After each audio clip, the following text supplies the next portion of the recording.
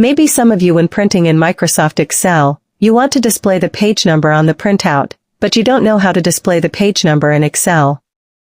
The method is very easy. Watch this tutorial until the end. For the first step, you first change from the normal view to the page layout view in the View menu.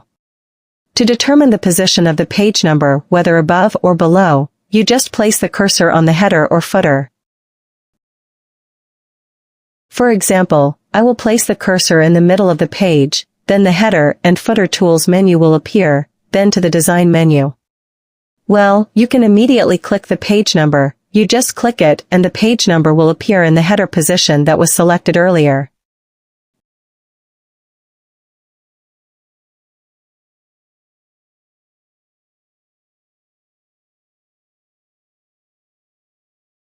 If you want to delete it, you just click the page number again, then delete on the keyboard. How easy, right? Hopefully this tutorial can be useful for all of you. See you in the next video.